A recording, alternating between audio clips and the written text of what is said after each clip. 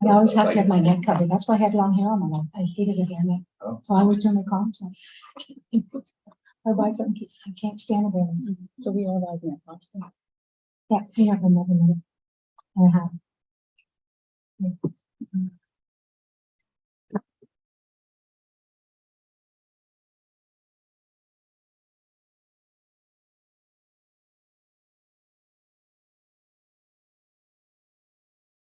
Telling about the holiday train being booked again.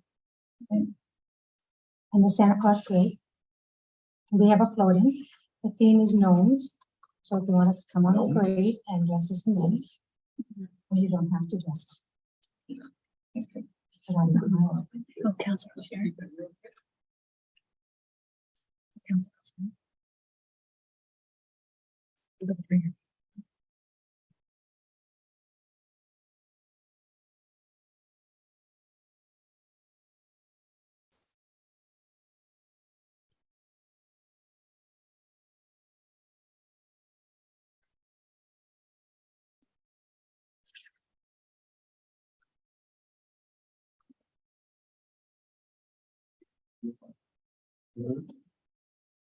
can do these too.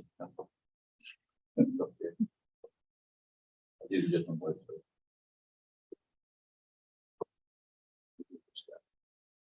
15 seconds.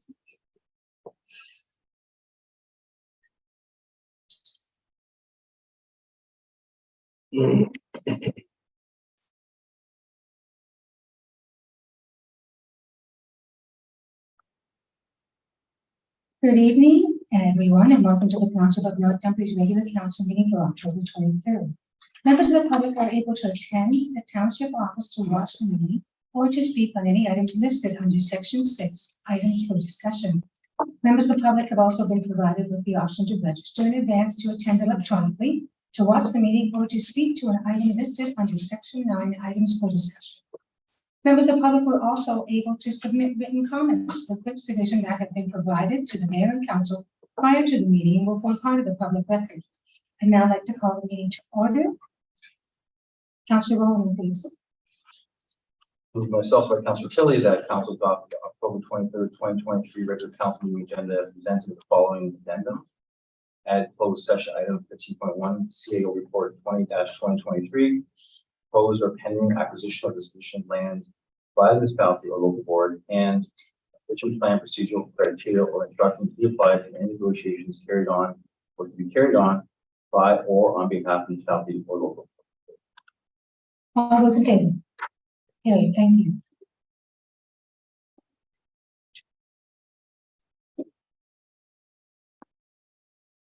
I would now like to do the Indigenous acknowledgement. We acknowledge that land on which we gather today is the traditional territory of the Haudenosaunee, the Anishinaabe, and the Neutral people. We acknowledge the enduring presence of the Indigenous people with whom we share this land today, their achievements and their contributions to our community. We offer this acknowledgement as an act of reconciliation between Indigenous and non-Indigenous people of Canada. Now, as we reflect, we must remember that our words mean nothing. It is our actions that tell our true stories. And if we truly want to make things better, we have to listen, we have to act, we have to be open. For in the past, that has not been the case, and maybe we learned from the past. So let's pause as we consider these.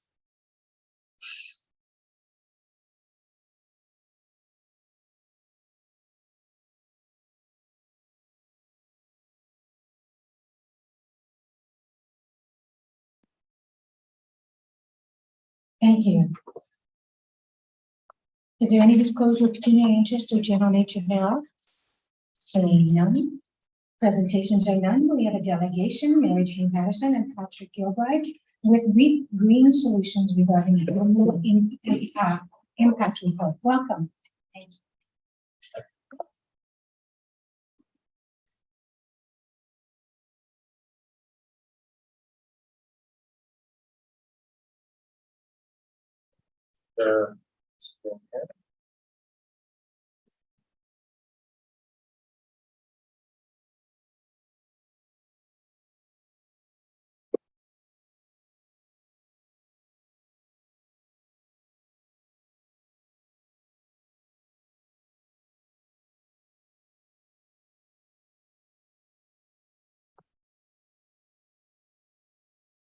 Evening, Mayor Foxton, councillors, staff. We're very pleased to be here today to share with you our most recent impact report and outline some of the success stories that people have achieved kind of throughout the region.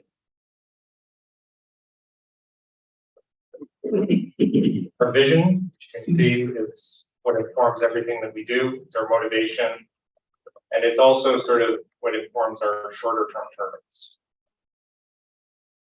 It was really good to hear in the Indigenous acknowledgement to talk about actions. This is what we measure. Since 2020, people in the community have measured over 3,000 to get us towards our goal of 10,000 by 2030 and meet some of our objectives that all of us have done as part of our climate action ambitious targets. As part of that, in the spirit of acting locally, thinking globally, and acting locally, our sustainable development goals, the UN Sustainable Development Goals, will help us to move towards a more sustainable community for everybody. Climate Action WR is a key pillar of that collaborative approach. It will help move us towards the SDGs. It will also help us to achieve a community that's more sustainable for everyone. We co-lead Climate Action WR with Sustainable Waterloo Region and partner with North Dumfries and all of our area municipalities to achieve, to work on this project. This year, we've released our 2020 impact inventory report on our greenhouse gas emissions throughout the community. We've gone to community events to engage the community throughout Waterloo Region. And we've also worked with our volunteer sector committees. We're all doing lots of cool projects. You can see a couple of examples of that on the slides there. Last year was really a high point for home energy efficiency. Thanks to the federal Greener Homes program and Enbridge gas incentives. People in North Dumfries invested over 75,000 energy home retrofits. Across the entire region, you can see there was over 4 million investments. And all of those will result in 410 tons of carbon reduced year over year. So when we presented to council last year, we talked about equity and helping homeowners achieve some of the upfront capital costs as part of home energy loan programs. So we did an in-depth study, and as you can see, we shared that. We were one of the first communities to really do that. So we shared those learnings throughout with other municipalities throughout Canada. What you see here is sort of a national conference, which was at Toronto City Hall for the Clean Air Partnership. So I'll let Mary Jane talk about some of our other programs. Thank you, Patrick, and good evening, everyone. It's great to be here. We have our props getting in the way here. I'm going to say a little bit about our climate adaptation work. And is it this one, Patrick? Yeah. Great. We are working primarily on flood prevention, and we're doing that with 4 cities now. Working with residents to plant trees, install rain gardens, and reduce the stormwater runoff from their properties. As you're probably aware, runoff is a big concern, especially for the larger municipalities. And so these small actions really add up to helping us to be more resilient to the impacts of climate change, especially the more intense and more frequent storms that we are having that are overwhelming the stormwater infrastructure.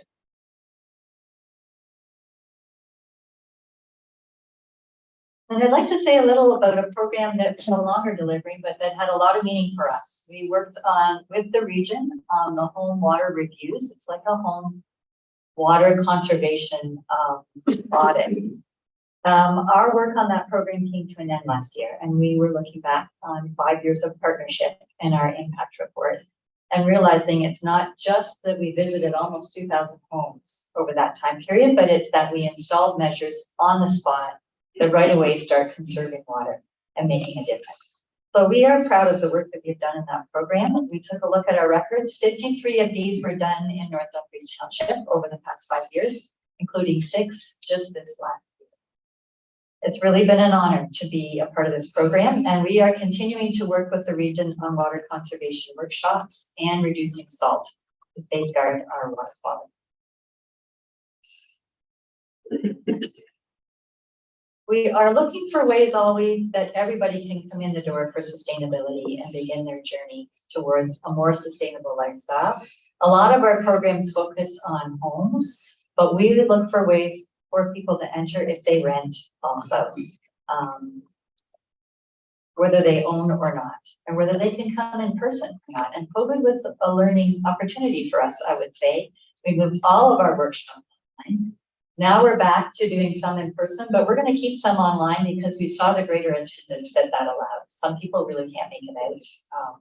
Some people don't live here but want to benefit from it. So we're going to continue that to make things more accessible. The Zero Waste Challenge is another example. That was one. So Patrick and I are here demonstrating our jars. The Zero Waste Challenge, you may remember, is a challenge to everyone to use a mason jar to keep the waste that you cannot compost or recycle for 7 days or 14 days. That's the one Patrick is doing. You have And- 14 days? Not yet, we're 14 days by the weekend. So Oh, okay, good luck. day 8. Yeah. And theoretically, I'm on a 30-day challenge, but I have had Zero Waste Challenge interrupt us. By Isn't that having to- a paper, isn't that recyclable, the red checker paper? I think it's wax paper. Oh. Yeah. I must Did you say I ever did find get out a lot about the of- Lysol wipes? I did the challenge and I thought Lysol wipes weren't counted as, I have a feeling that it's no, I something can't, that yeah, is not going to be good. no. I will say that I spent a few weeks this month in Chatham, where I'm from, and there's no green bin program in Chatham, and that really made me grateful for the programs that we have here, including the green bin program. Once you get used to separating out your waste, it's really uncomfortable to put it into the landfill stream after that. So just inviting everyone to try this sometime. You don't have to do it through the official registration if you don't want to, although we love it because we see who's participating. It isn't about trying to be perfect. It's about what are you learning when you're learning what you're sending to landfill, and is there anything you can reduce in It's a that good stream? challenge. And we're really happy that we have more first-time participants this year than ever before. So that's really nice to see people. Did you hear the regions talking about instead of filling your green bins, teaching people to compost? Is that right? Yeah. They're coming back around to that. Yeah. Oh, I'm very There was a interested. discussion about it last week. Okay. Very interesting. Well, let me carry on to say a little more about another learning opportunity that's open to everyone, and that's the Reef House for Sustainable Living, which had to be closed during COVID, but we are opening back up for appointment for open houses. Even the Prime Minister has heard about this and came last November to promote the Greener Homes program. We're delighted to welcome him. We don't have any direct funding for this kind of resource that we maintain. Core funding makes it possible. And we are grateful for the core funding that we receive. Mayor Foxton, you're part of Regional Council, which provides core funding for me. So we want to say thank you very much. You make this kind of thing possible. It's all of us. We're all part of the region. We pay our taxes. Thank you, everyone. And now I'm going to say a little about what's coming up next. Patrick mentioned a little bit about the home energy loan program. We brought people around the table a year ago to say, what would that look like for Waterloo Region? What could a loan program look like? The Federation of Canadian Municipalities is supporting cities across Canada and offering that kind of program. So we came up with a design. I believe it came before Regional Council in a committee form in the last couple of weeks and was approved, and will be coming before the full council this fall for approval. So it's a heads up, Mayor Foxton, that it's coming. And the next step will be the region applying to the FCM for the funding to implement that design. So we're looking forward to that. I'll say a little bit about our revenue sources because we really try to have a diversity of these. in order to be more robust as an organization. So we have some contracts with some of the municipalities to deliver work on their behalf. We also do fee-for-service work where the participant will pay for some of that fee or all of it. Sometimes the government will pay them back if they're participating. Sometimes the municipality will pay part of it, so it's a lower fee, like the tree planting programs. Then we do make the most of every grant that we can find to support our programs and have donations that assist us in doing that as well. So it's diversity that we strive for to have a more stable financial state. And that is a good way to end because we want to say thank you again for core funding, which helps keep an even keel for REAP as different programs like the water reviews or grants come and go. We also want to say special thanks to the city staff that we get to work with, Andrew Neely, Michelle Paxon especially, and thank all of you on council for the support. And I guess I should also mention that I am stepping down from REAP at the end of December, retiring. So look for a new face up here, and thank you from me for all of your support over all these. And Mary Jane, how long have you been doing this? 22 years. 22 years. Thank you very much for all you've done. You've come a long way. You have come a long way. You've done a lot. REAP has to. Yeah, I'm very proud of you. And you. So thank you very much. Any questions, councillors? Seeing none, can I have a motion, please, Councillor Austin?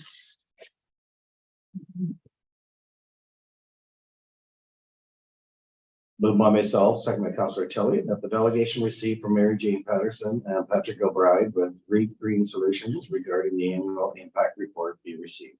All those in favor? It's carried. Thank you. Thanks. Thank you very much. Take care. Good luck in your retirement. Yes. Thank you.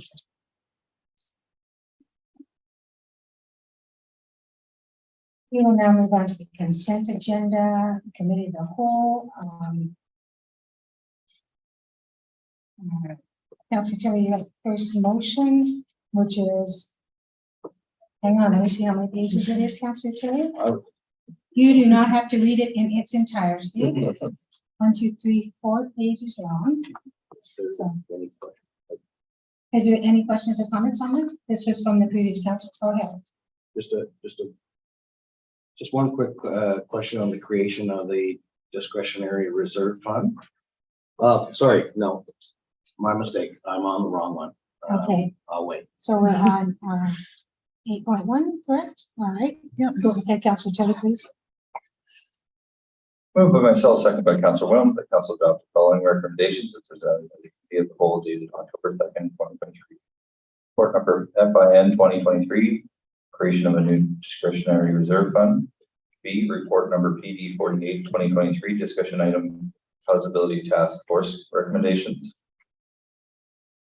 C, report number REC 18 2023, proposed adjusted rate structure, Camp Awanda Camp 2024 summer camp experience. All I want to do. Report number REC 19 2023, Air 200 years New Year's Eve event. I think it's one more.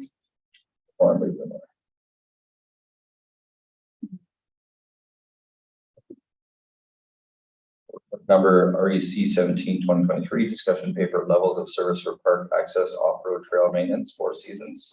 Report number F, report number FIM 21 2023 December municipal office holiday schedule. G, report number CLK 17 2023 council meeting schedule for 2024. One more. That's one. And H, report number FD 12 2023 fire department incident response summary September 2023. All those in favor? It's carried. Thank you.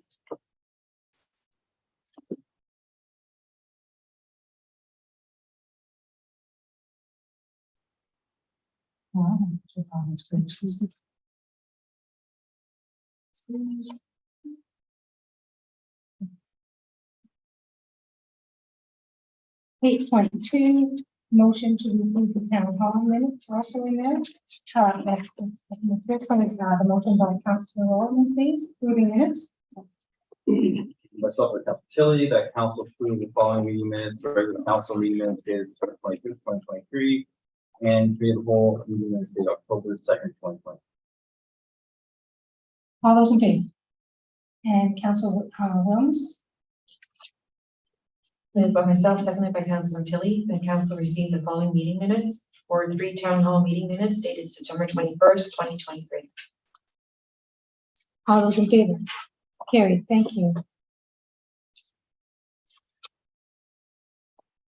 And items for discussion, correspondence received from Paul Benton regarding a request for a new signage at the entrance street from Branston, Victoria, Albert, Mary, and Jenkins for children and pedestrian safety. Would you like to make any comments, Councilor Taylor?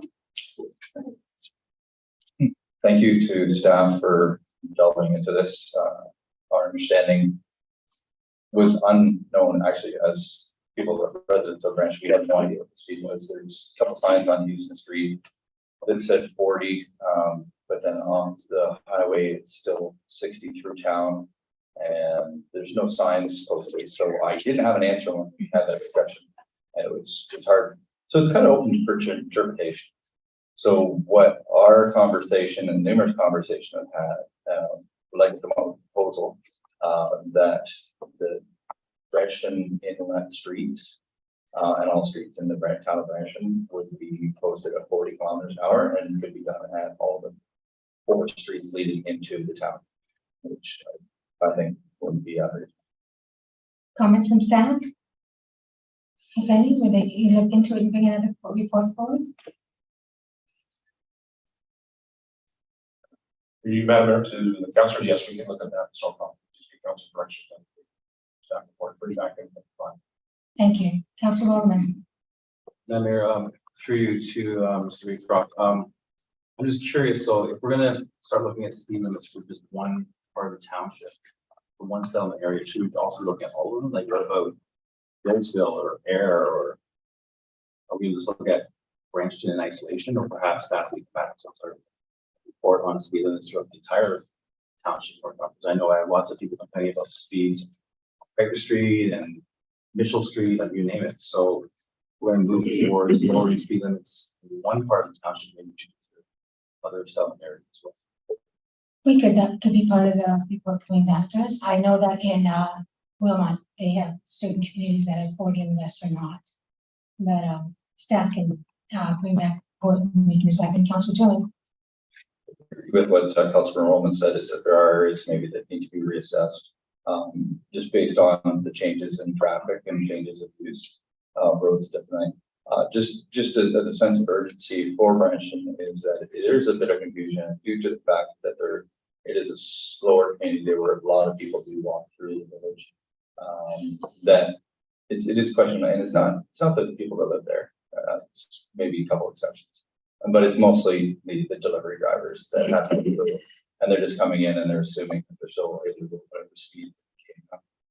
It doesn't happen very often. And CAO McNeely and was out there proving that we do have state streets that I believe the average is 37 kilometers an hour, which is great for that particular day, and I hope it's every day. But there's been a couple times where not everybody behaves that way. But it would be just nice to just clarify what the speed is in the village. Okay. So thank you.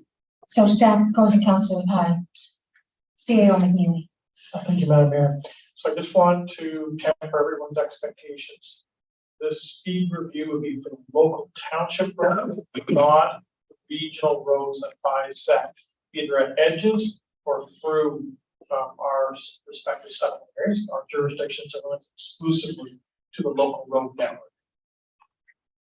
Councilor Austin.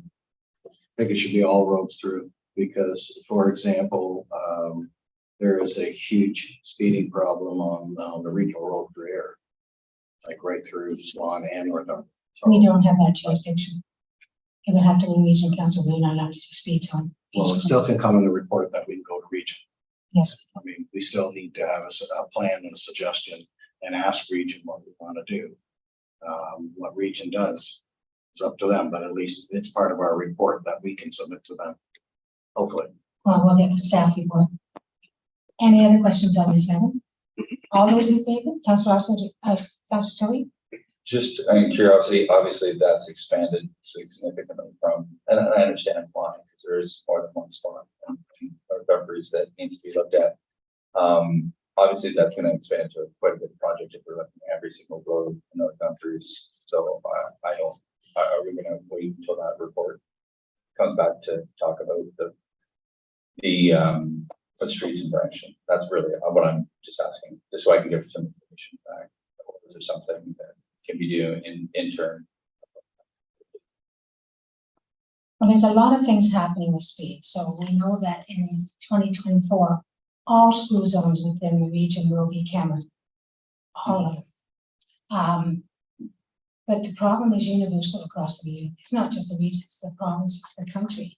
But staff will look into it and get back to us. Maybe you can do the Branchton one first, and then we'll move on to ask you, Haley. So, Madam Mayor, council previously asked us to do an analysis of King Street.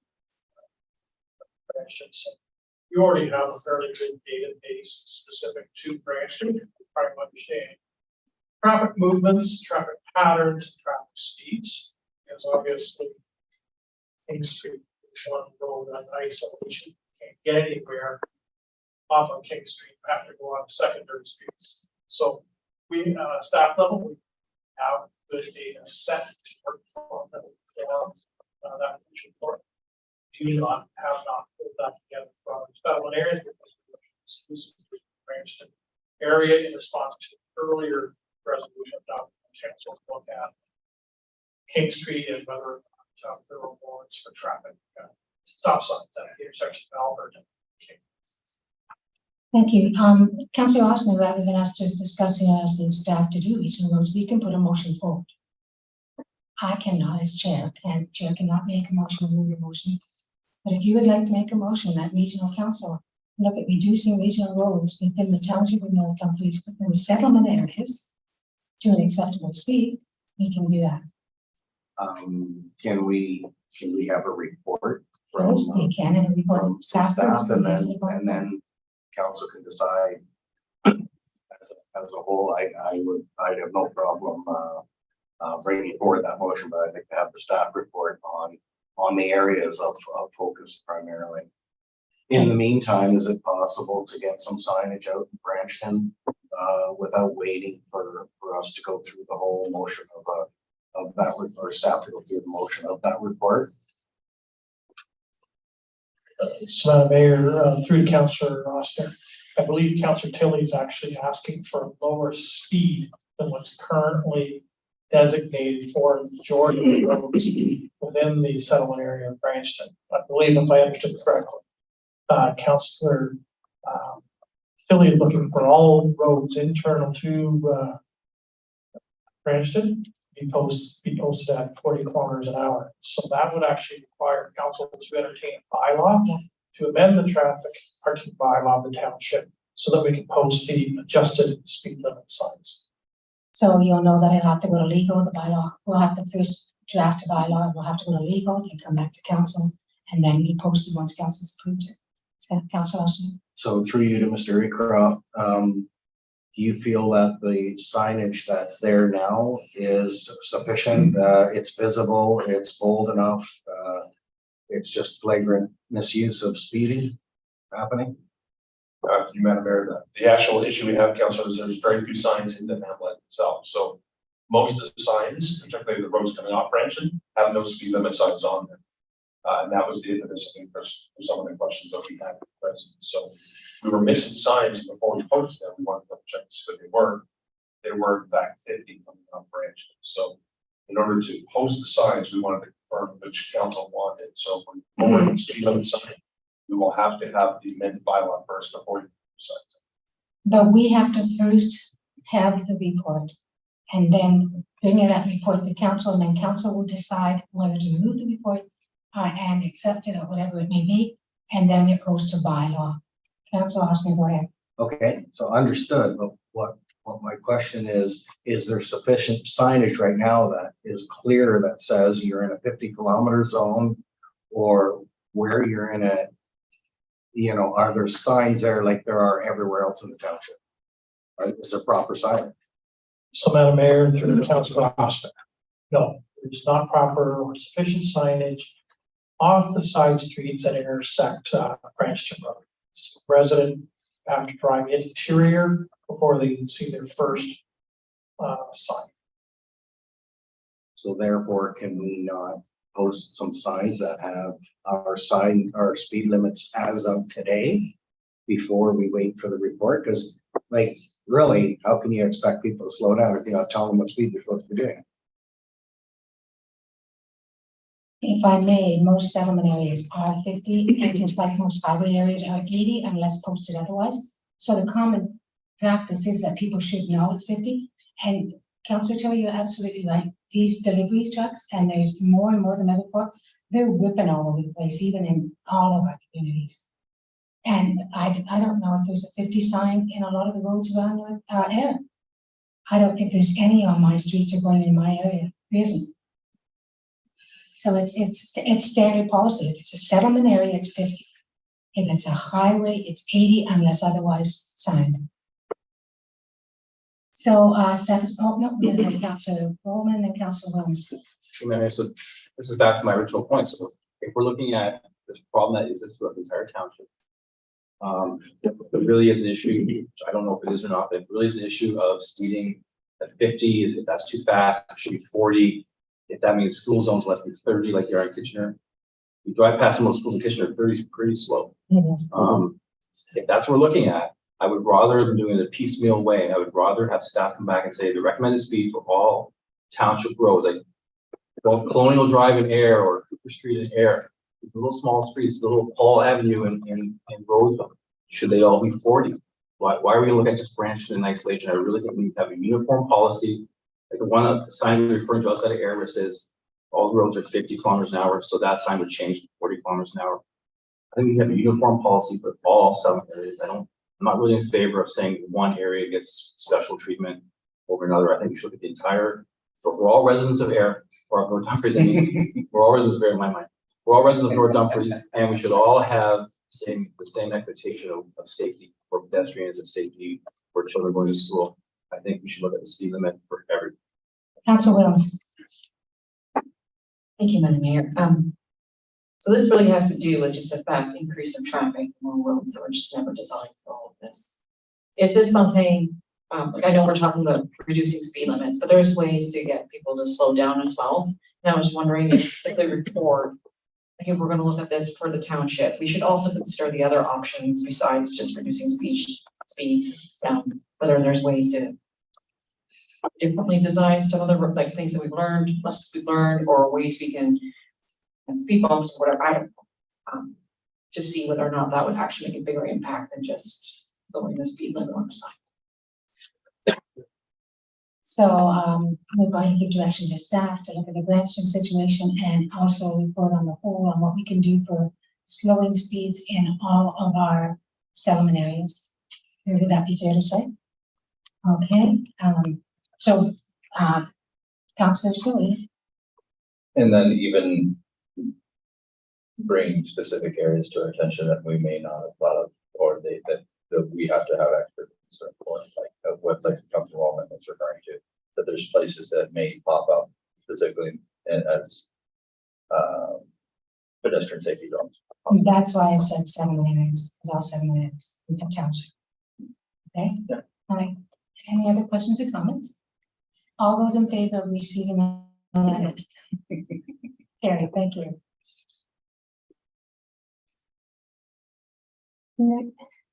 Next is correspondence from K.O. Edworthy regarding parking on Hilltop Drive. Councilor Roman. Madam Mayor, so Hilltop Drive has been an ongoing debate. We've had a few public meetings a few years ago about parking. At that time, I think the police, Water Regional Police and the fire department recommended parking on one side of the street. The residents at the town meetings, public meetings we had, basically came out and said they want to park on both sides of the street to slow down the traffic, right? So now we're in a situation where people are parking on the bends on some of the curves in the street, and they feel that it's affecting visibility. And some of these big pickup trucks can't pass side by side with cars parked on both sides of the road. The road's not quite wide enough.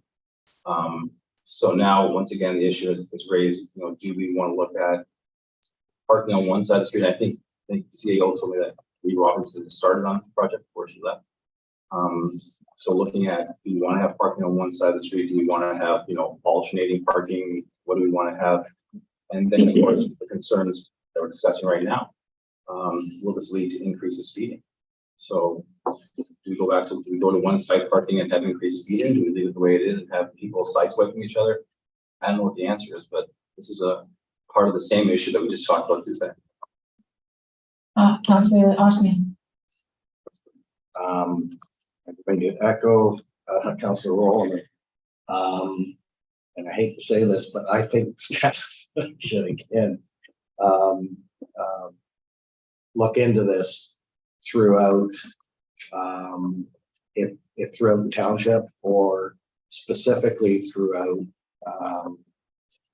especially throughout because of the traffic air, because for example, at the church event on Friday night, a lot of cars couldn't get through because there was a large vehicle parked on this side and vehicles parked on this side. There is no way a fire truck was getting through there without pushing that other truck or car out of the way. So it was very close for me to drive through with my Jeep. So people are parking wherever they want, and it seems like, I think it's about time that we start looking at a system like they have in the city, where the 1st to the 15th, 16th to the 30th, this side or that side, but not both. Because I think that it's gonna come to a head soon, because this is just even driving up. When I was driving up, Hilltop and stuff, like they're, as Councilor Rowland said, they're parking everywhere on both sides, on the bends, everywhere, and it narrows at the bends. And as you can see with Mr. Edward, it didn't work out well for him. So I don't want to have more letters and stories of such. So I think it's about time we start looking at a system of in the village of parking on one side of the street. So again, Councillor Rose, do you want to say something?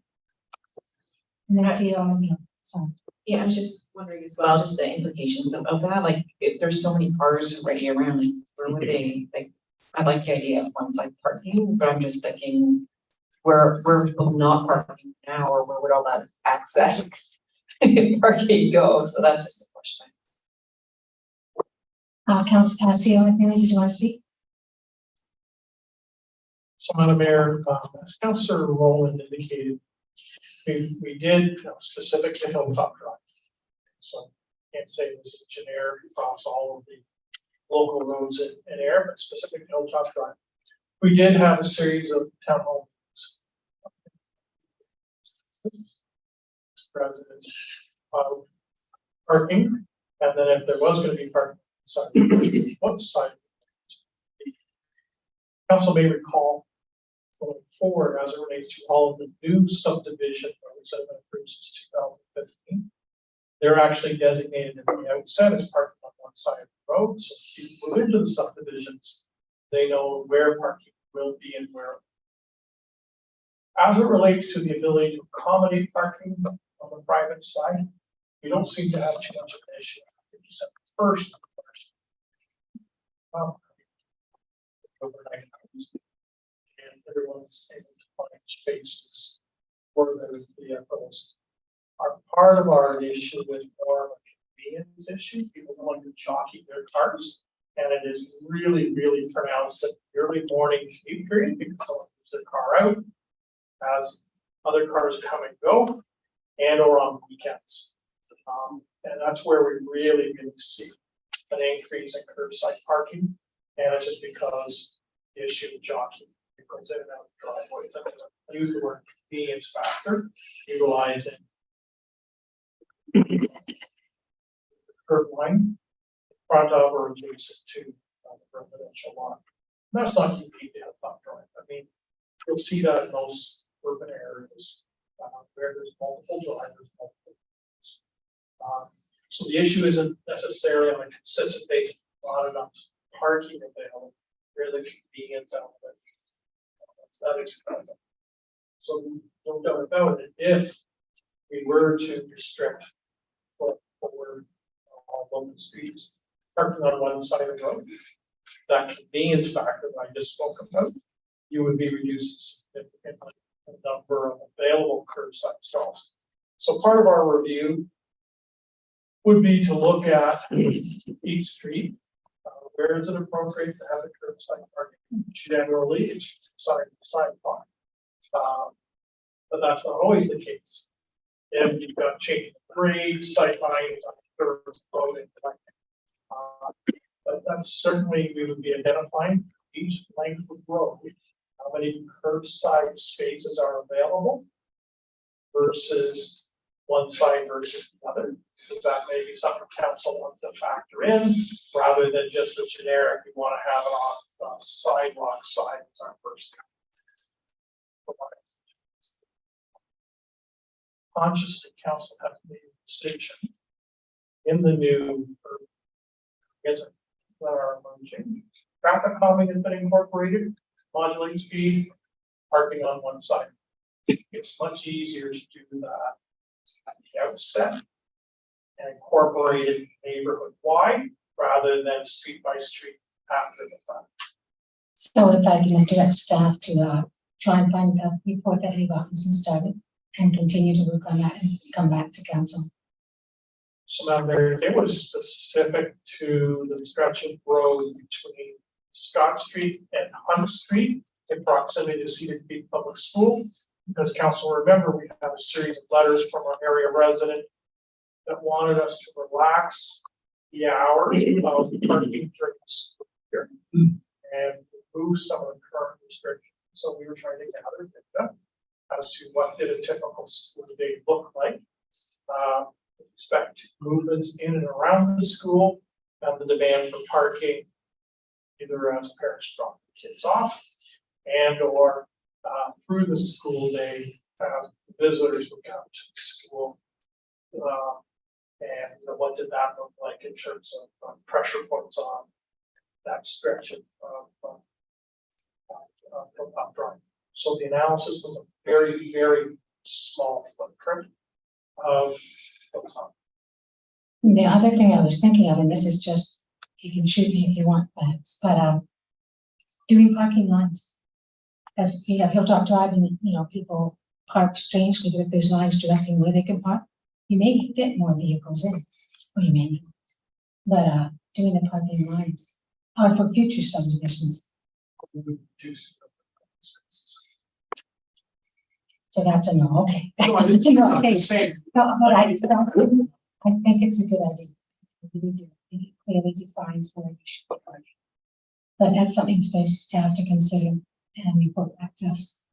So what are we leaving the staff on this one, ladies and gentlemen?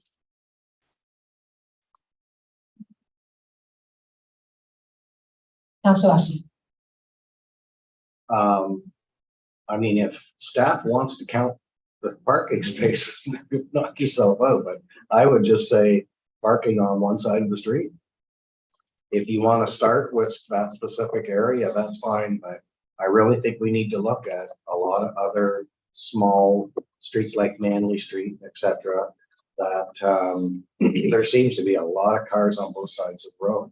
And like I said, in the instance of last Friday night, it was a rather large vehicle with a tractor on the back of the trailer. And it was like literally next to impossible. There was an inch of space either way from my mirrors to his. Or Sometimes parking on a certain side of the street is dangerous for visibility. So if you said, from September to June, you can park on September to December, you can park on the side of the road, switch it over. But the other side may not be as safe. So we have to consider safety as well. So we will leave staff to contemplate this and maybe get back to us. Councilor Rowland. Madam Mayor, there's also some parts of the Hilltop Drive, some parts of Hilltop Drive that are very wide. And there's other areas, I'm thinking like towards Swan Street, that end is very narrow, or by the school is very narrow, but then the middle section suddenly is wide. So there's a lot of inconsistency. I don't know if staff have already identified certain pinch points or not, but maybe we should be looking at those areas first. Because there's lots of areas where you can park on both sides, there's never any problem. But I know like Manly Street you're talking about, or some of the little like Church Street, some of the smaller streets, there's no way you can park on both sides. So maybe, I don't know if staff have a list already, it started or not, but maybe that's something. CEO McNeely. So Madam Mayor, tonight you're going to have a report on CPKC holiday train event. We have to establish parking on one side of the road. Just given the dominance of people looking for parking and the ability for safe travel for emergency vehicles and or residents trying to get to their respective residences. We have roads in that neighborhood that are less than 7 meters in pavement. Can't park on both sides of the road and have the ability of the vehicle down what would be effectively the center of substantial portions of Old Village that are not part of historic plans of subdivision, like a Hilltop, traditionally have very, very narrow roads, and it's compounded because they don't have curbs. So people also, darkness, find it difficult to pick up the curb line as well. That exasperates where the parking in context to the edge of pavement. So certainly there are a number of roads that would benefit from parking restrictions. And as I just mentioned a moment ago, whenever we have community events in some of these neighborhoods, we're specifically having to bring all throngs of people that will be driving to that area and however well that is. So it would magnify the problem we're just talking about. And if I can, it's when a community or group is having a special events, such as at church. We should have directed people to the school parking to alleviate that from happening. We could have announced that or said that because we have at Hilltop, so at those meetings that we had on Hilltop, we actually told the residents that your visitors or guests or whatever can park at the school. You know, so we can maybe direct them that way, maybe, see how we may. So Madam, the council would entertain, we can finish up the analysis of Hilltop between Scott and Hunt, because we're at the closing portion of that review. That is something that was asked back in the late spring, because it came so close to the end of the school year. Didn't have all of the data, so we've been collecting it again with the disruption of the school season post Labor Day weekend. And normally we would go out into that neighborhood, have a community meeting with that specific neighborhood, share with them our findings, what the options are, and for course of action, and then we report to township council.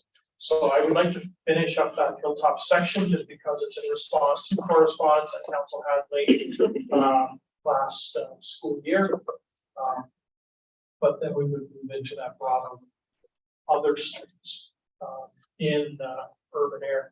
We don't seem to have the same problem, generally speaking, in our other rural settlement areas. I would suggest it's partly because we have much larger lots to work with, and therefore, generally, their driveways are much longer and greater ability to park. Okay, and I think that's a good goal, and the motion has been read, correct? Councilor Bowman? Okay. Myself, Council Wellman, that the correspondence with Keller regarding parking Hilltop drive received. All those in favor? Okay, thank you.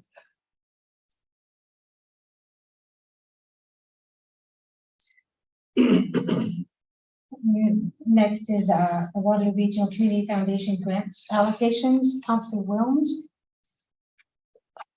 Moved by myself, seconded by Councillor Tilly, that FIN report number 22-2023 be received, and that the township received the grant allocation of $12,600 from the Waterloo Regional Community Foundation, and that consistent with the foundation's direction received by the township on July 10, 2023 and September 19, 2023, that this township allocate the funds to the following community groups: Air Curling Club, $5,000, Air Summer Fund Hockey Skills, $2,100, Air Pump Track Committee, $5,000, Township of North Dumfries, $500. And that the funding for the pump track be transferred to Pump Track Reserve Fund in accordance with Memorandum of Understanding with the committee. And the funding received for the Township of North Dumfries transferred to reserve for park bench maintenance. And then a letter be sent by the mayor on behalf of council thanking the Waterloo Region Community Foundation for their financial support and recognition of our valued community groups. All those in favor? Carried, thank you.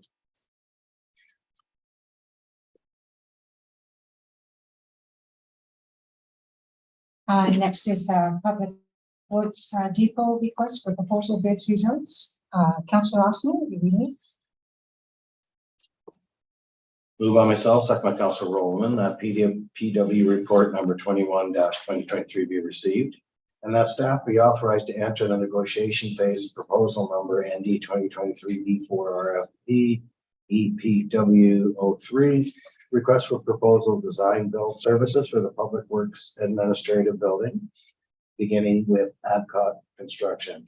And that staff report back to council with the final negotiation of the design build contract, including the detailed project budget for approval at a future meeting.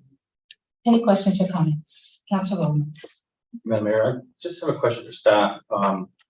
Just seems to me that this is an ongoing problem that we're having. I know last year we tried to get some paving done on that to occur because the pricing was way over budget. Are we just not being realistic enough in our bidding, or like, I'm just curious how we're constantly finding bids are going over our budget. I'm just wondering if we have to revise how we're doing this, or is it being the market that we're not aware of? If I can, before staff, every committee I'm on, every single budget, almost every single one has gone over. Some of them twice as much as what was proposed, and these are highly professional people that are making these, RFPs out. So I think if the marketplace is unbeatable right now at times. CEO McNeely? Thanks, Madam Mayor. No, and I think Councillor Roman's comments are fair. The marketplace is very unsettled right now, and we continue to see significant variances in pricing and or supply interruption that's escalating certain cost sectors, including the availability of skilled trades. That said, this proposal that we put out was to buffer the corporation given the uncertain landscape. And so what we did was put forward a scope of work, but right in the bid document, we indicated that we would be coming back to negotiate with the preferred vendors based on scoring, but more important, based on the pricing, to see where adjustments could be made to either bring us back into budget or closer to budget compliance, understanding the wide spectrum of pricing on a type of project such as this. And so it was actually meant to help the township deal with the uncertainties in the marketplace, specifically to building construction. Thank you, CEO McNeely. Councillor Roman. Just a follow-up. It just seems to me that whole idea of the tendering and purchasing policies, that we're supposed to have all these different companies bid on a blind, the blind process, and that's supposed to give you the best price. But in the past, what we used to do was we would build relationships with local construction companies or local contractors, local car dealerships, whatever, and then we would get our bids from them, and because they wanted to have an ongoing relationship with you, they would keep their pricing down. But then somewhere along the way, we decided, no, this isn't working anymore. We have to go to this new structure. And all that has happened, as the mayor pointed out, is every single bid ends up being way over budget. Because no one has any relationship anymore. No one has any interest in building any kind of connection with the companies. So therefore, everyone is overcharged. So are we doing this wrong? Is this whole purchasing policy that we're pursuing, is this actually working, or is it actually failing? As government, we cannot deal with a relationship and give our things to one organization. That's actually illegal. It has to be a fair, open, competitive market. Ms. Fox. Thank you, Madam Mayor. One of the things I'd just like to add is, in the past, because of volume and ongoing understanding, a lot of organizations were willing to provide discounts to municipal government. That doesn't exist. There is not enough supply in the marketplace for them to willing to take discounts on anything anymore. They will find someone who will pay full price. So unfortunately, that's also part of what we're experiencing, is where especially with vehicles or things that we purchase a significant amount of, a lot of our, whether they were local or not, would provide slight discounts to municipalities with the understanding that you were gonna make it up in volume essentially. They can sell it at full price now. They want to make it up on volume. So that is one of the other factors. Thank you. Any other comments or questions? Okay, all those in favor? It's carried. Thank you.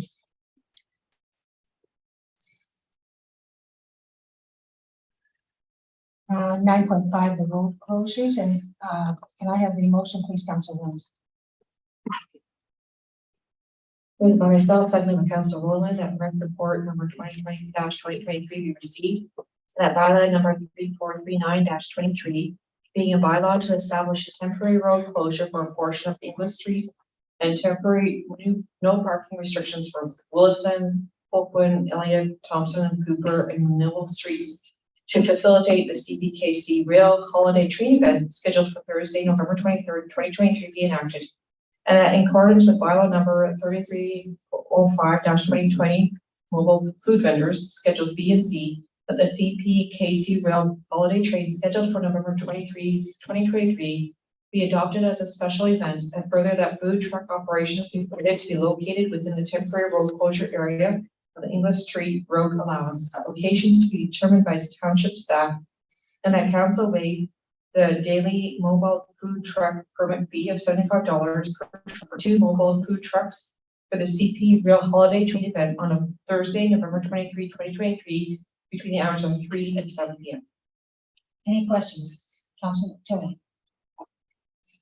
Just because this is a new event for me in one way that, now being on council, I know this happened last year, but it's very overwhelming, first term council.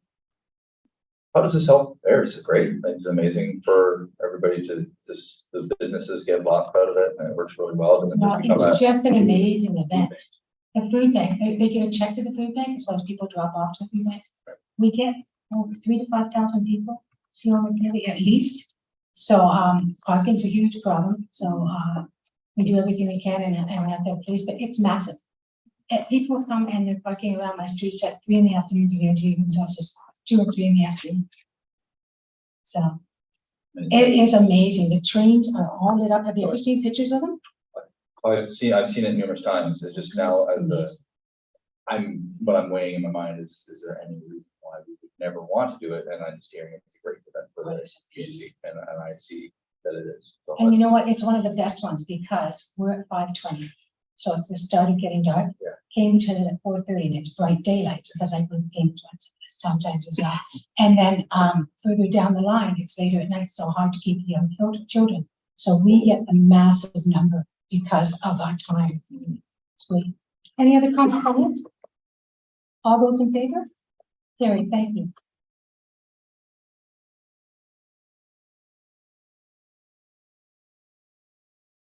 And the outdoor Remembrance Day service November 5th, temporary road closure, Council Rowland, please. Myself and Councilor Oster, that direct report number 21-2023 be received, and that bylaw number 3440-23 being a bylaw to establish a temporary road closure for portion Piper Street, Church Street, and Stanley Street to facilitate the annual outdoor Remembrance Day service scheduled for Sunday, November 5th, 2023 be enacted. All those in favor? Carrie, thank you. Did you have a question, Councilor Tom? I'm sorry, I looked at the, it's Saturday, November 11th. Yeah, we do it on the 5th. We do it the Sunday before because we have the Cambridge Legion do it here, and the Cambridge Legion does a Cambridge one on the same. Yes. And so next is 9.7, renewal of memorandum of understanding on the Regional Economic Development Corporation. Councilor Rowland? No, is it? Councilor Austin? Councilor Austin.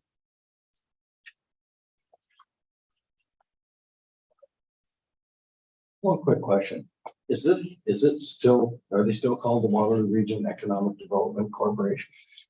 Okay, because like some reason, I remember the acronym Red C used to be. Yeah, they took the regional. It's Waterloo Economic Development. Waterloo Region Economic Development Corporation, we call it Waterloo VEC when we shorten up. Right, but it's meant to be not the region. Yeah. Right. It's one of the region because it represents the 7. Yeah. Municipalities across. yeah, I thought they had changed it, because I remember they used to call themselves Red Sea, WREDC, and then they changed it. They weren't red anymore. So, moved by myself, second by Councilor Kelly, that CAO report number 19-2023 be received.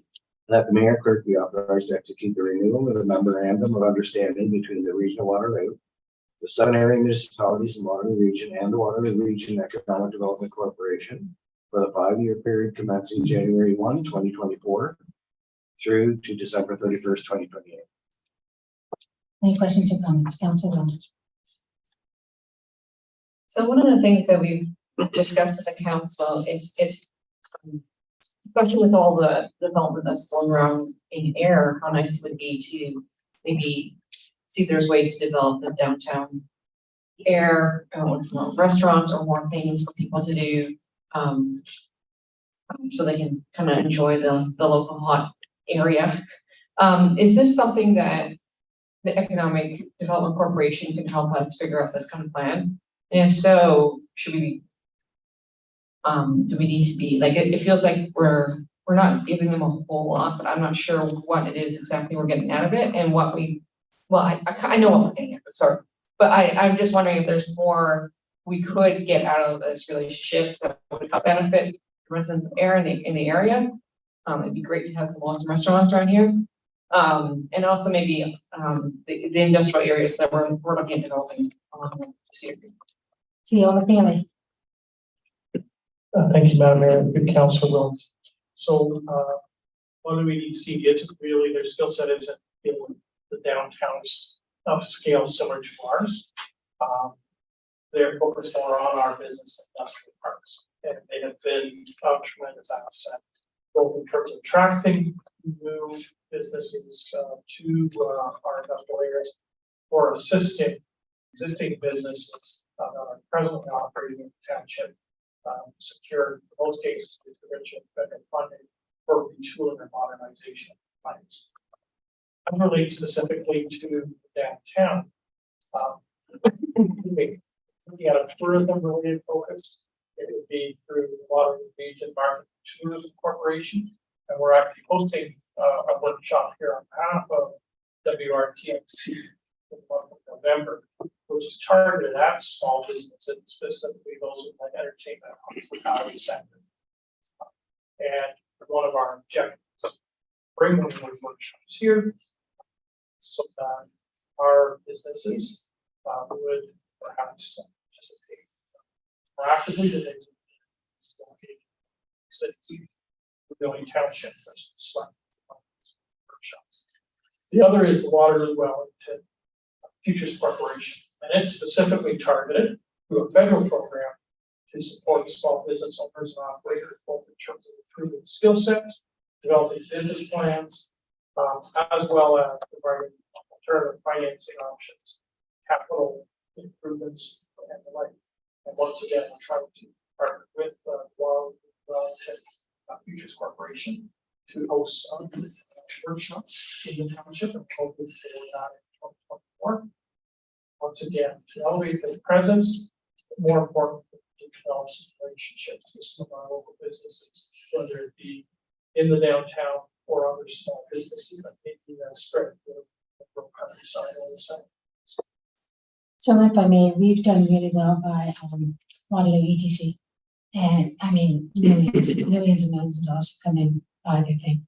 For the Waterloo Wellington, now years ago, we used to have a councillor, because Gord Taylor served for many years. And he actually had a lot of businesses within the community get funded through the group. So it may be something to look at. Yeah. They don't have elected representatives now on the board. They're private businesses are representatives. Business representatives working with business representatives. Well, that's too bad. It worked really well before. Any other questions or comments? Councilor Wyman. Just responding to Councilor Williams, regards to downtown air. I think downtown air actually isn't doing that badly. I mean, we've got got some new music bookstore opened up. We have, That new bistro. we got RA's place opened up. Have you been there? I haven't been there yet, no. My daughter has, she loved it. Yeah, so I mean, there's things happening downtown area. A lot of the buildings, I've noticed like there's some rejuvenation, some things are cleaned up, fixed up, so I think it's looking pretty good. You can't really control how a landlord is going to rent the property, if you're going to rent a restaurant or not, but I think by making the attractive space at the Centap looks really attractive, I think bringing people downtown, and I'm positive that it's turning around, and it's great. And with this Ice Park District, it will be even better. Any other questions or comments? All those in favor? Thank you.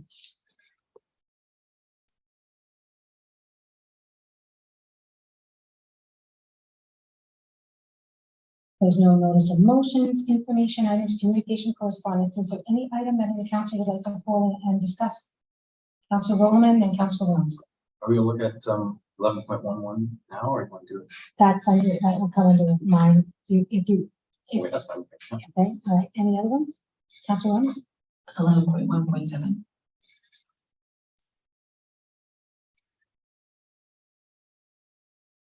Okay, what would you, go ahead. So my question is perhaps more for staff. Is this also an issue that is Ontario-wide and that we're really experiencing in our areas as well in development? See all.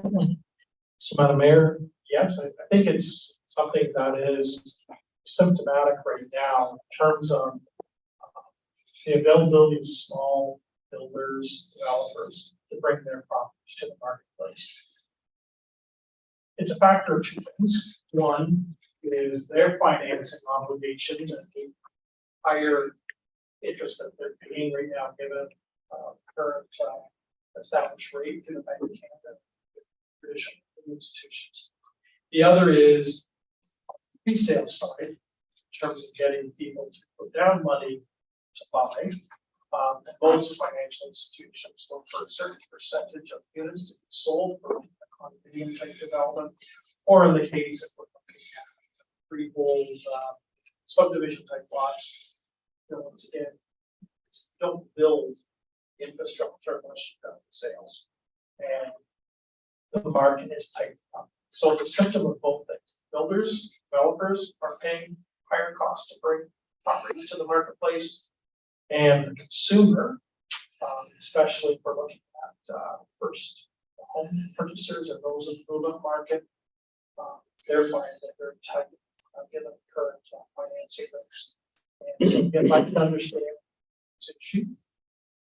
Now, we do have a provision in our subdivisions that do talk about a 3-year lapsing period. And we have not had that issue so far. But if it did come forward, we would be asking the developer what is the issue. And if it's something like this, in terms of their ability to secure financing, that's a very good reason. And there's a mechanism that allows council to renew window in terms of bringing those properties to the marketplace. What you don't want is property that's just languishing, doesn't move forward because they're usurping service expense, water, and sewer. And as that envelope becomes tighter and tighter, they can start to control that by not activating on it. And there might be another development proposal that is more anxious and available to go ahead. You don't want them delayed because somebody is cornered, limited servicing capacity. If I can see on it, that happened to me years and years ago. Mulberry Ridge had all the water and sewer rights, so that they didn't take them yet. But on the books, when they first established that they were going to develop, they had like 40 or 50 water sewer rights, and the other developments, there wasn't any more in the available, and so no other developments could do anything until we got those released. And Mulberry Ridge never was ever built. And so we finally did, but that took 10, 12 years to get it to release, so other developers could use it. So locally, we have put in checks and balances, but there's also a common sense aspect. Certainly interest rates are affecting the builder as well as the consumer. And this is not unique to West Lincoln or case attention of others. Any other comments? Councilor Williams? No, okay. All right, can I have the motion? You don't have to read any of, the entirety. You can just say, correspondence as received, Councilor Tilly. Moved by myself, second by Councillor Williams, that the following document correspondence has received for the purpose of information. All those in favor? It's carried. Thank you. And minutes, Councilor Rowland, please. So for Councilor Officer, that council received the following minutes, the Grand River Accessibility Advisory Committee meeting minutes dated June 27th, 2023. All those in favor? It's carried. Thank you. And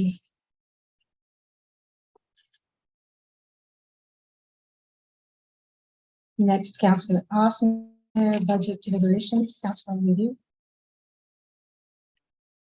Oh, no, did I skip myself? I skipped myself. Okay, Councilor, Mayor and Councilor's report. Two things I'd like for discussion, or possibly to move forward to staff. And one is, thought a lot about aggregate and how we've always said that it's difficult to find aggregate. I'm sorry, but we also haven't put in the availability to fund any type of fight or any type of staffing for aggregate. So I'm asking that we consider, and we'll only consider a budget.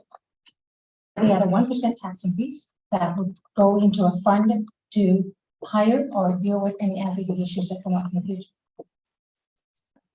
Go ahead. Go ahead, Councilor Williams.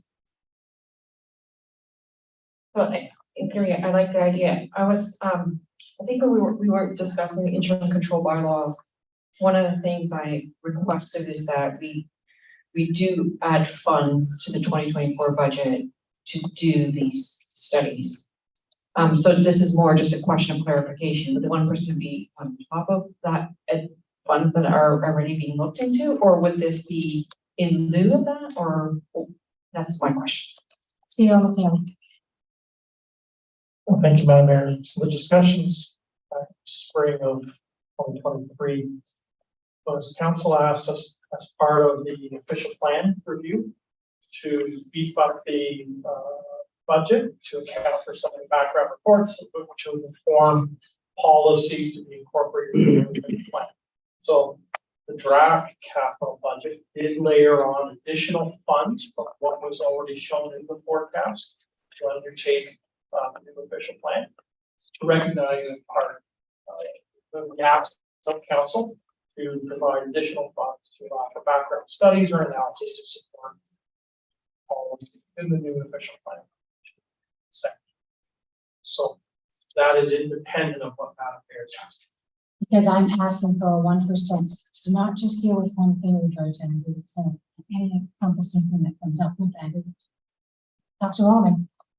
Madam Mayor, I'm just concerned about 1% tax increase off the top because as we saw with the Public Works project, it's already gone so far over budget. And that's a big project. All our roads projects over budget. So, you know, right now we're going through pretty tough times with their mortgages, with bank interest rates. The region's gonna have a pretty hefty increase from what I hear. Not that I'm trying to subsidize the region or anything, but I just think that we'd be very cautious about how much we're going to raise our taxes for the residents. True, and this is not saying raise our taxes 1%, it's saying put it in with the budget so we can look at it. At that time, I'd like to just have the discussion as we see the budget. And should it be not feasible at that time because of all the other costs, then we drop it off. But I'm just asking that we put it in a draft for discussion. Councilor Austin and Councilor Williams. So that's the one thing I want clarification. It was if it's in the budget as an additional 1%. So is that not like, because every year the CPA goes up, but we're at what 1.9% of that, just to keep our head level approximately.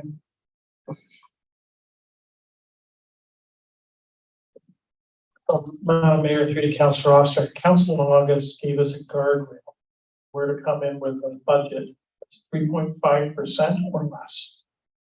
Okay, but of that 3.5% or less, the CPA equivalents to what? So for every 1% equates to approximately 69,000 in new dollars. So built into that 3.5%, that's our guardrail, compared to the August meeting. 1% is dedicated toward capital reserve accounts. That's a new additional transfer of dollars to capital reserves. And the other 2.5% deals with the cost of running the corporation. Thank you. Okay, so therefore, 1% is already designated for all our reserves, and we're asking for an additional 1% strictly for this reserve. I'm asking that it be set up, that we have discussion at budget time. I'm not saying we're doing it. I'm saying we should. I'm trying to understand the magnitude, that's all. Yeah. Okay, I'm just trying to understand if we're already setting money aside, and I don't know how much money exactly we're setting aside. 1% is 69,000 is the open total. Well, we already have instructed in the spring to set money aside for this cause. And now we're talking about This is setting slightly aside different, yeah. another This is 1%. Yet we set aside 1% for all our other reserves. So as Councilor Roma said, I'm concerned about adding layers onto the thing, but if it fits in the budget and it works for us, great. But C.L. McNeely, are there any other discretionary reserves we could use for this in case we need it, rather than having a floor limit? So Madam Mayor, through to Councilor Austin. We don't have any specific reserve accounts that we draw upon. If council wish to take something beyond our normal annual ins and outs, then it would have to be out of the working reserve account. Okay, so we could use the working reserve account for this. Madam Mayor, through to Councilor Oster, that would be the only true account that does, in the context of the 10-year capital forecast, doesn't have other commitments assigned to it. And just finally, sorry. So yeah, I mean, it's good to always have money set aside for things like this that take up funds, and you need to use it for that. And as long as it's, I have no problem with it, as long as it doesn't, add another, like I said, another layer onto the stress level of our residents. Finding another percent for this or another percent for that to add to raising taxes. And all I'm asking is that if we're into the discussion, if council wishes not to do so, I'm okay with that as well. Council wants. I think I support this motion. I think we should look into it at budget time. I think I understand there's this, that I don't want to raise taxes more than they should. But I do know that gravel pits has been a source of stress for a lot of residents. And we perhaps need to think more strategically on how we deal with some of this stuff. And if we have money set aside specifically for that, that's great. What kind of surprised me is that we get money transferred from the province with related to aggregate, that none of it goes into any of this. And that was a bit of a surprise to me. And I was like, if we are going to find monies for this, why aren't we using some of the money we're getting back in the aggregate? And I know it's going to roads, which is a great cause. But at the same time, it was a bit of a surprise to me when I heard that. So I support this. I think we should have this discussion. We look at the whole picture at budget time, but just. Councilor Tilly. I'm just looking for, I'm sorry, CA. I know you've referred to it a couple times, and I recall it more of summertime but spring when we were dealing with the aggregate issues at hand at that point. Do you have a rough ballpark estimate as to what the dollar value would be for that investigation that Councilor Williams had asked for us to start setting aside for? Give me one quick second. And then if I can steal the moment here, you can just shut me off anytime you want to. Actually, I do remember, thank you. I do remember feeling a little bit uneasy at the fact when we did have that, is we didn't have a lot of it. We did have our wonderful resources of staff, but we hadn't spent any time to do anything else. And that's something that the groups were calling us on for not So I do kind of echo the thoughts of that, and I'm assuming that's where this is probably coming from, is that we do need for the unknown. And again, this is just for discussion. It can be 1%, it can be 0.5%, it can be 0.25%. That's for discussion. Thank you.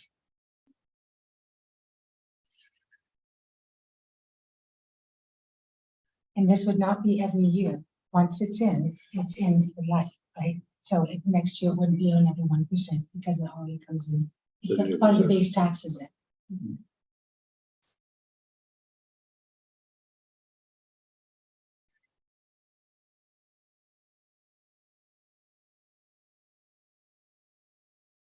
Madam Mayor, through to Councillor Tilley. In the 2023 budget, we had contemplated spending $299,780 for the official plan update. Because of the discussions this past spring, summer, related to various community presentations that were made about aggregates, potential impacts, council needed to be more strategic. We did discuss about when we embarked upon the new official plan that we would add more capacity and analysis. What we're showing in the draft budget for 2024 has been increased to $374,700. And with that, township would be doing more and more of the mapping to lower our costs of retaining consultants. So we've increased the spend and we've taken on more in-house work. Wide roster of consultants to take houses, but also craft houses. So if I may see on the point, so you're saying that we're funding money to pay for professionals. So, Madam Mayor, it was always in our capital spend that we undertook the official plan. Retaining outside expertise in the form of planning consultants. We have increased in the 2024 budget to acknowledge the expanded scope of work.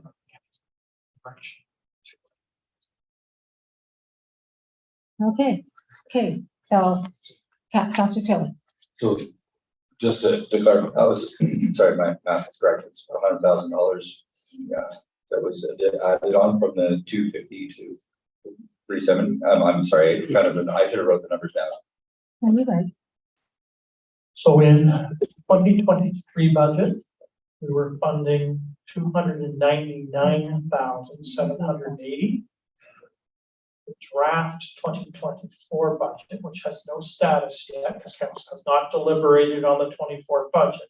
The draft that staff's working on, which we presented in first meeting in December, is right now carrying $374,780. So the dollars spent on retaining outside expertise have been increased.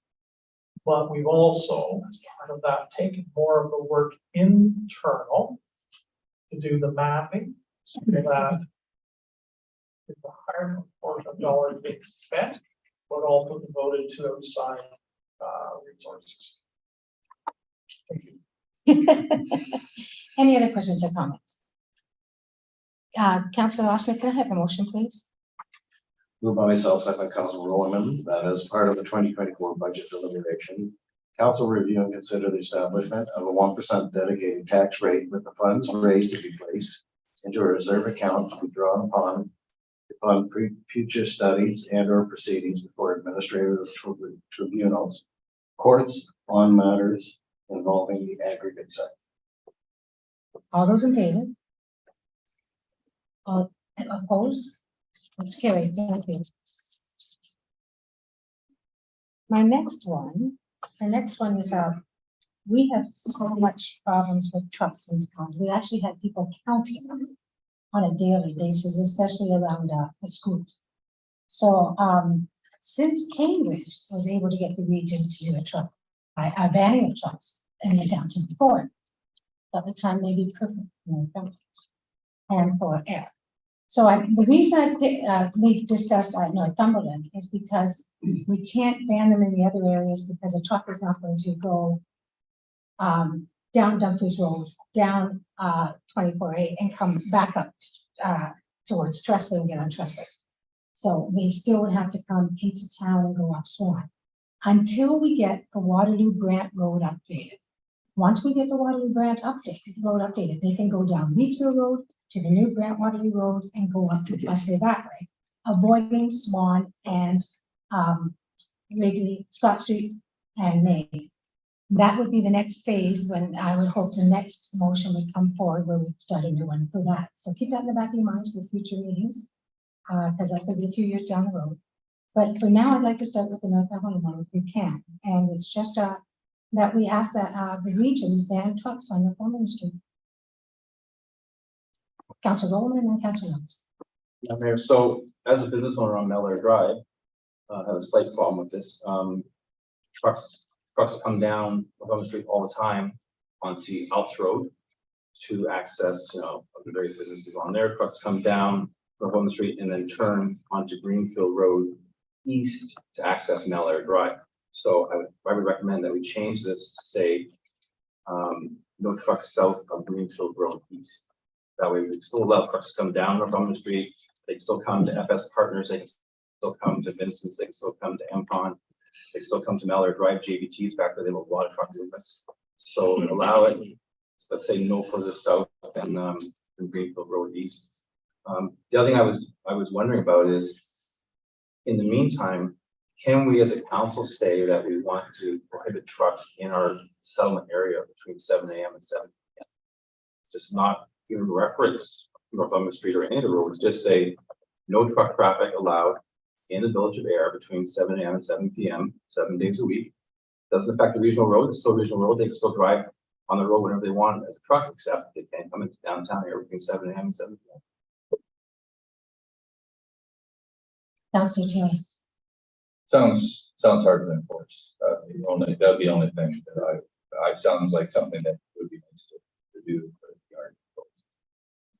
Councilor Austin. Other part of it. Yeah, so trucks are a huge problem. They're a huge problem. But one of the bigger issues is going to be, we have businesses downtown that need trucks to deliver their goods. So how are you going to start picking and choosing which trucks you're going to let in, which ones you're not? That's number one. Number two, these drivers don't, I'm not saying everybody, but on average, a lot of them don't care. I have been numerous times on Greenfield West, and he's coming and he's turning, and I'm there, and I can't stop him. It's not my job to stop him, but I see them turning all the time. We get residents emailing me all the time. The trucks are going up and down. They're up and down. These guys go by GPS, and once they get somewhere, they're like, "Oh, how can I get out?" So they look on their GPS and they see the alternate routes. So the problem is going to be the minute they get onto Northumberland, we're done. When they get off that 97 and they're on Northumberland, we're done, because they got to go somewhere. They can't just, like a car, do a little U and get out of town. So it's going to be huge with signage. We're going to have to enforce it with signage, but we're going to have somebody there slamming tickets out day in and day out. That's the only way that we're going to get drivers to abide by our bylaws. As for not having them go through it, it's going to be tough. It's a tall order. I'd like to see it. And sorry, my last comment is going to be, because I know Mrs. Curry made a comment of dump trucks. There's development going on all over our town. Dump trucks are like flies. They're everywhere. And unfortunately, those dump trucks are needed to bring aggregate to the site, soil, aggregate, everything to the site. How do you prohibit them And if you're gonna prohibit them, where are you gonna give them a logical route to where they need to go? Because these drivers are concerned about one thing, economy on their time and economy on their vehicle. You know, they're not as concerned about people screaming about them as they are about getting that aggregate there on time and getting out and getting another load and getting back. It's their business. So that's gonna be a tough one. I'd love to be able to tackle that one. And I'm curious to see how we can. Councillor Tilly.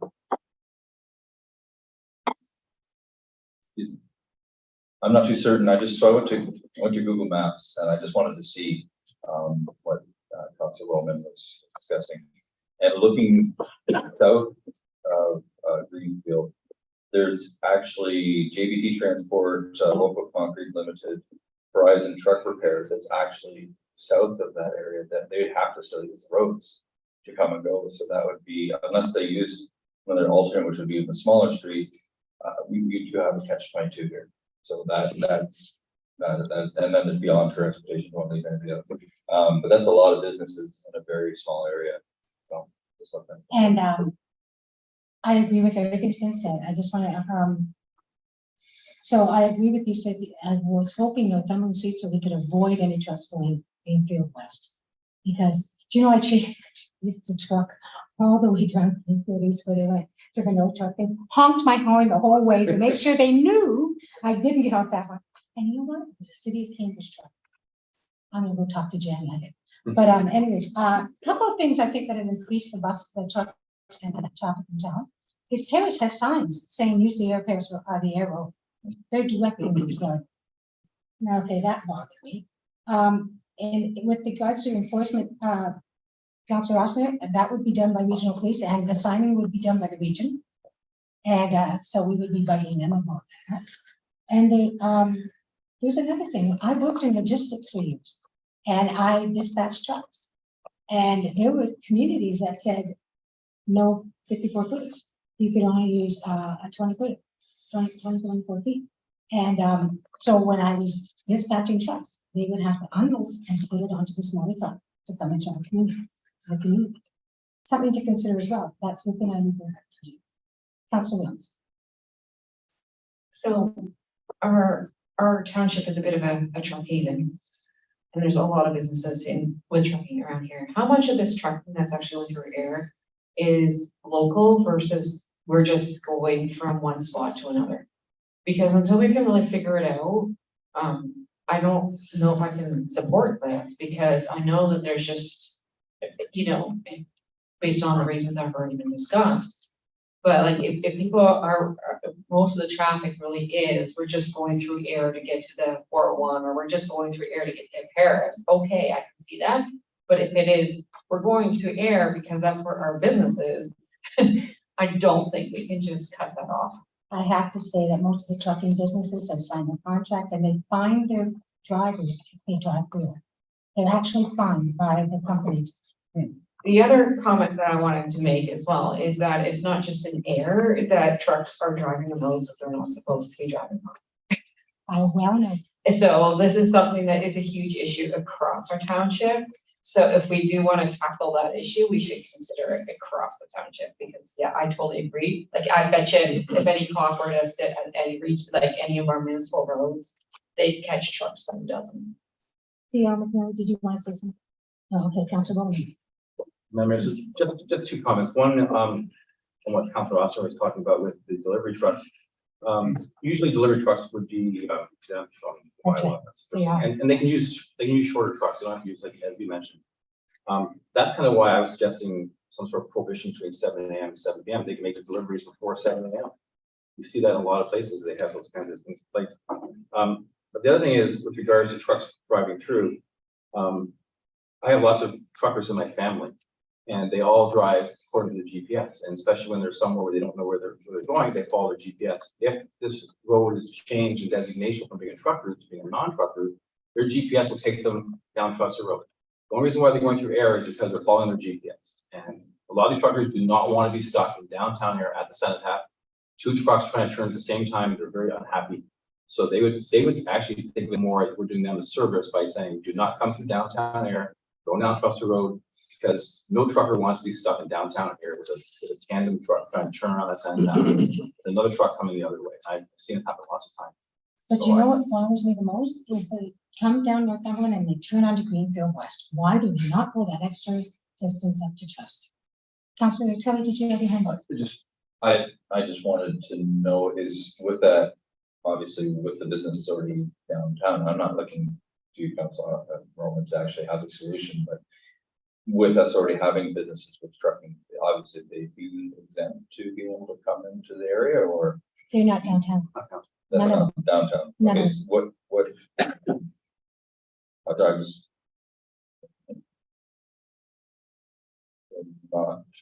Right, so you're saying stay away from the intersection. Greenfield East. Greenfield East would be allowed. With the amendment. Okay. No, just, it would be great if it worked, obviously, to do that, and that is not a great intersection to be driving a couple trucks through, so I'm sure it's not. And like I said, okay, Council, CEO McNeil, twice I promoted you. Or demoted. Madam Mayor, if I may be assist council, you may want to take a two-pronged approach. To prevent trucks from coming off the 401 corridor that are truly trying to link between 401 and 403, you may want to ask the region to enhance and increase their signage along Cedar Creek corridor, directing through truck traffic to the truck bypass route, taking them over to Trust, obviously southerly on Trust Road. Asking Brand Oxford to the south to do the same thing on former Highway 2 to bring them up the equivalent of the Trust Road extension through the boundary road between Oxford and Brand. Specific to Northumberland, to avoid confusion, instead of having the resolution read that's, designation of Northumberland Street south of Cedar Creek, then have to ask for south of Greenfield East. But it's a two-pronged approach. You're trying to eliminate that true truck traffic that has no intent of doing business, for lack of a better term, within urban area. To use the peripheral road being Trustler, extension to Brand, Oxford, because those roads were significantly improved 3 to 5 years ago. And then the second part of that resolution is speak to Northumberland south of Greenfield East, which reinforces a sort of in spot where we really don't want to see trucks unless they're truly making a local delivery. The frequency of those trucks is relatively small as an overall percentage of the trucks that are utilizing the corridor. Okay, so, any other comments or questions? Then we are going to make that amendment to, scratch out Cedar Creek Road and change it to Greenfield Road East. Can you print that, please? Enhanced signage on the Cedar Creek corridor. Yeah, can you get that? Correct. Through truck traffic.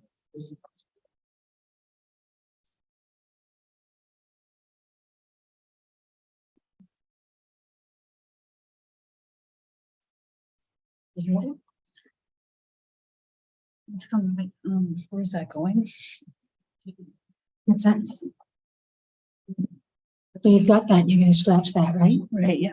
And that, and it's being Greenfield Road East. Yep. And enhance signage at the 401 directing traffic, truck traffic to, Crossley Road as a bypass. So is this getting crossed out? Where's that going in there? Greenfield Road East is going with Cedar Creek Road. Yeah, So take out Greenfield, Cedar Creek Road and put Greenfield Road East in. yeah, so I did that. So this new section, where is that to go? What new section? Oh, So and then down here, enhanced signage, or we can put it, we put it now, before this. so just its own section.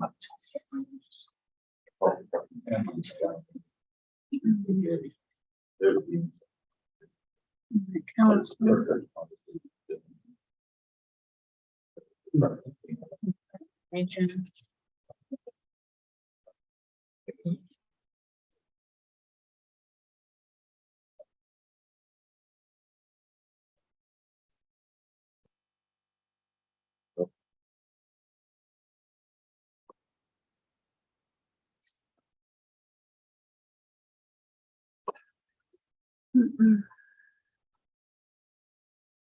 Two copies for the council, council Williams and one for the. Yep, I'll do two. Okay.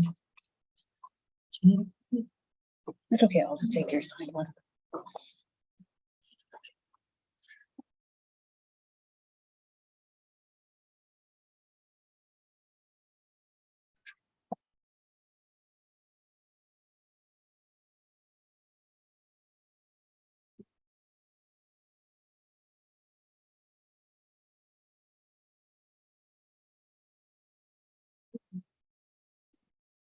Okay, thank you. Excuse me. Council Williams, a motion, please. Moved by myself, seconded by Council Oster, that the council of the corporation of the township of North Dumfries request the designation of Northumberland Street south of Greenfield Road East through the enactment of a bylaw by the region of Waterloo as a no truck route under the applicable provisions of the Highway Traffic Act. And that the council requests the region of Waterloo to enhance signage along Cedar Creek corridor to direct traffic through Trustler Road as a bypass. And that this resolution be forwarded to the county of Brant, the county of Oxford, and the regional municipality of Waterloo. All those in favor? Carried, thank you. Next, Councillor Tilly, the enactment. First and second reading of the bylaws. Moved by myself, second by Council Williams, that the following bylaw be taken as read a first and second time. Bylaw number 3439-23, being a bylaw to provide temporary closure for a portion of English Street and temporary no parking restrictions for Wilson, Algonquin, Elliott, Thompson, Cooper, Sewell Streets to accommodate the CPKC Holiday Trade event on November 23rd. And bylaw number 3440-23, being a bylaw to temporary road closure of a portion of Stanley Street, Piper Street, Church Street for the November 5th, 2023 Remembrance Day service. All those in favor? Calhoun. All those carried. And Councillor Williams, third reading of the bylaw, please. Moved by myself, seconded by Councillor Tilly, that the following bylaw be taken as read a third time and finally passed. Bylaw number 3439-23, being a bylaw to provide temporary closure for a portion of English Street and temporary no parking restrictions for Wilson, Calhoun, Elliott, Thompson, Cooper, and Sewell Street to accommodate the CPKC Holiday Trade event on November 23, 2023. Bylaw number 3440-23, being a bylaw to provide temporary road closure of a portion of Stanley Street, Piper Street, Church Street for the November 5, 2023 Remembrance Day service. All those in favor? Carried, thank you. Okay.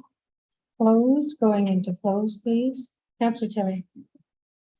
Moved by myself, second by Councillor Rowland, by council move into closed meeting session at 8:41 p.m. under the Municipal Act section S 239(2)C and K to discuss one CAO report number 2023 of proposed or pending acquisition or disposition of land by the municipality or local board, and a position, plan, procedure, criteria, or instruction to be applied to any negotiations carried on or to be carried on by or on behalf of the municipality or local board.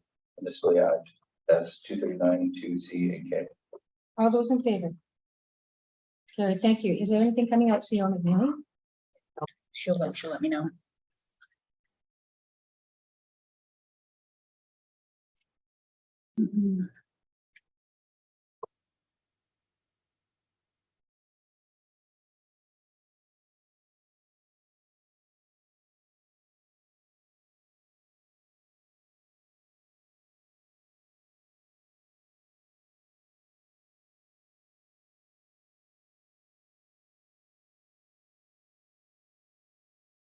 We're live.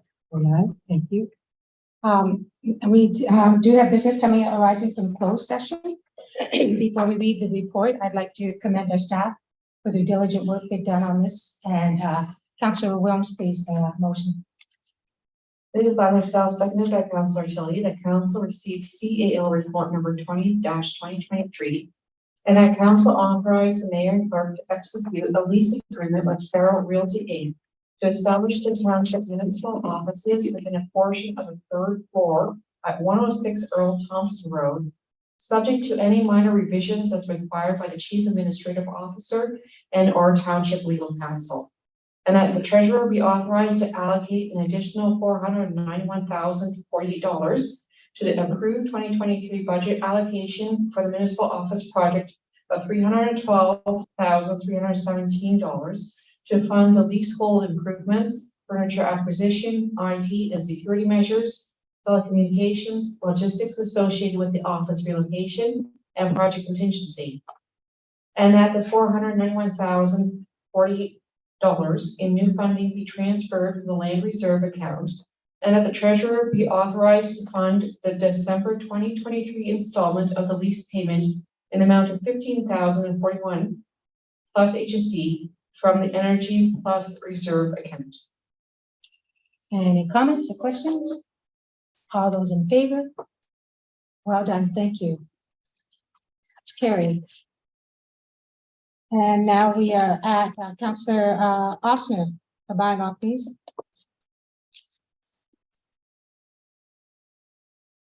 Move by myself, second by Councillor Tilly, that bylaw number 3441-23 being the bylaw to confirm the proceedings of council on October 23rd, 2023 be read a first, second, third time and be finally passed, signed and sealed by the mayor and clerk. All those in favor? Carried, thank you. And the adjournment, please, Councillor Wilms. Moved by myself, seconded by Councillor Roman, that whereas business before this council meeting has been completed at 9:06 p.m. And be it resolved that this meeting adjourns and meets again on Tuesday, October 24th at 7 p.m. for a public planning meeting. All those in favor? It's carried, thank you.